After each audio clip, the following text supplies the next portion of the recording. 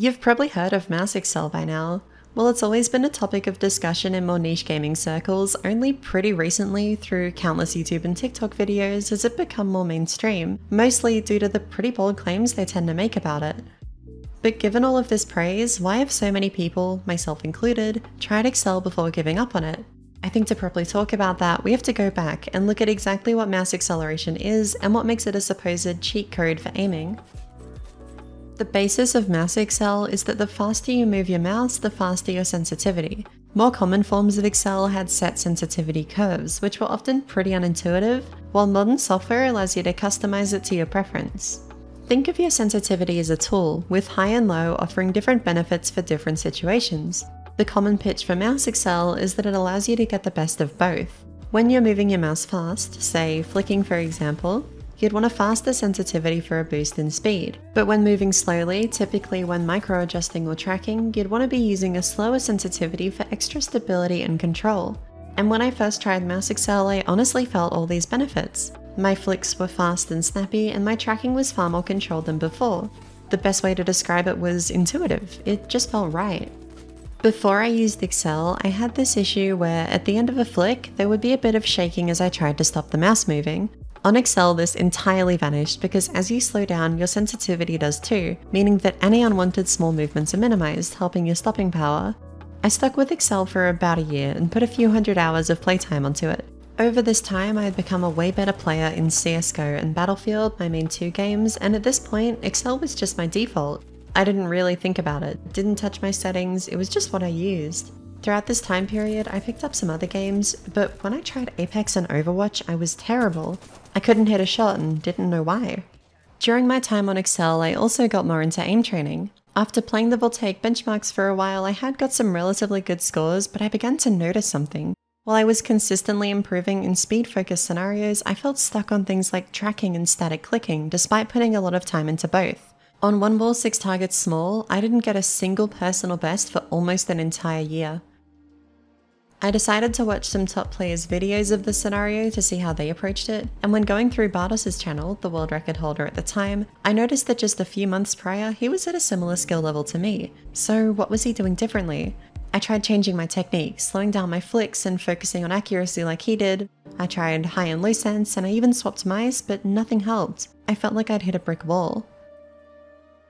About a month after this, I ended up actually working with Bardos on an unrelated project, and I asked him afterwards if he could give me some advice for static clicking. After watching my video, he instantly pointed out my micro adjustments. I didn't have the stability that you need for high-level static scores. This made a lot of sense. These kind of movements are similar to the ones seen in tracking, and my instability could be holding me back in both areas. But why wasn't I getting any better at them despite all my practice? When I mentioned that I used accel, Bard said that he had actually experienced a similar issue when he tried it, a lack of confidence in his micro adjustments. He strongly suggested that I turned accel off, but I wasn't sure. It was something I honestly hadn't considered. Like I said, it was my default and I'd gotten so much better as a player over my time using it. Was it really possible that after all this practice, it was holding me back? Despite my skepticism, I was getting pretty desperate at this point, so I decided to try, just for a few days, to see if turning it off actually helped. After so long on accel, it had become so natural that it felt very strange to play on a static sensitivity again. Initially, every sense I tried felt really sluggish. I had to go almost twice as fast as what I was playing on before to get something that felt comfortable, and while my flicks were definitely worse, after I got over this initial adjustment period, I began to notice improvement again. My scores began to equalize between the categories, and 3 days after turning off mouse accel, I finally PB'd in 1 ball 6 targets small.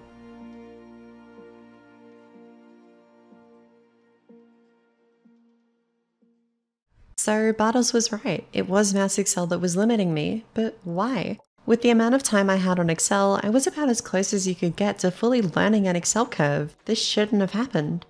Remember that quirk I mentioned earlier, how accel helped my stopping power? That goes both ways. While accel is working with you when you're trying to stop a movement, it works against you when you're trying to start them if you're not moving your mouse particularly fast. The slowdown creates this extra resistance against your movement, forcing you to fight against it when making any motion that isn't a fast flick. This is actually a part of that original pitch for accel. The resistance that I was feeling is meant to offer extra stability. Personally though, I don't agree with the notion that you want a faster sensitivity for flicks and a slower one for tracking. For flicks, I like to use my arm primarily due to it being able to reach a higher maximum speed than my wrist can. My wrist, on the other hand, can accelerate quicker and has more fine control, making it well suited for smaller distance movements like adjusting to an enemy after a flick or pre-aiming, for example. This goes against what accel strives for, which is fast sensitivity for flicks, forcing you to use your wrist, and slower for smaller movements, which force me to use my arm for them. When training micro adjustments, you have to first get consistent at making the movements slowly before you can speed it up to make sure your accuracy is solid at those high speeds. Accel prevents you from practicing like this. I would train my micros, starting slow and building some consistency at that speed, but when I tried to go faster, I would overshoot everything because of the sensitivity increase. This meant I could never really get comfortable with my small adjustments with accel the way I could with flicks. This is also why I struggled in Overwatch. The fast strafe speed forced those quick adjustments. All this culminates in accel acting as a band-aid for poor mechanics. It covers up instability and micro adjustments with its slowdown and can be used to make up for a lack of raw speed when flicking. For newer players, it probably will provide some quick improvement due to it covering these underlying issues, which I think is why it's spoken of so highly. Personally though, I found that as I got better as a player, accel served to limit my improvement instead of helping me. I think it's better to tackle these issues head-on with training and isolated practice rather than seeking quick fix solutions like mass accel. It's now been about 2 years since I initially turned off accel, and I've become a far better player for it. I've improved significantly on static, and tracking, which was before my weakest skill, is now my strongest. I've tried to go back to accel a few times since initially turning it off, but in retrospect it is painfully obvious how limiting it can be. But with all that being said, I don't regret using mouse accel. While it might sound a bit strange considering I've spent the past 5 minutes talking about how it hindered me, accel helped me in a lot of ways too, even though it didn't live up to its reputation. When I first swapped to accel, I'd spent my whole life playing on extremely low sensitivity. I'd tried to raise it before but really struggled to adapt. Accel not only helped me adjust to high sense pretty much effortlessly, but also made it far easier to adjust to a change in sensitivity generally. Now, I can switch between anywhere from 20 to 60 centimeters and still perform well, I think partially due to accel forcing me to effectively use multiple sensitivities at once. Without trying accel, I think there's a chance that I'd still be playing everything on stupidly low sense like I used to. That was only the second most important thing that accel did for me though. The reason why I initially started using it in the first place was because I was demotivated. I didn't really feel like I had anything to train for. As silly as it sounds, trying a setting as strange and unconventional as mouse accel gave me the motivation I needed to properly start practicing and consciously working on my mechanics. In a way, it kickstarted the mentality I have today towards getting better at things. And when first trying it out, seeing that instant improvement was pretty motivating, even if it was only covering weaknesses up instead of fixing them. I don't want people to be scared to try accel due to my experience. Like I said, I don't regret using it, but I think it's important to try things like accel for the right reasons. There is no way to get better instantly. Skill comes from countless hours of dedicated practice, and any attempts to get around that will just come back to bite you in the long run.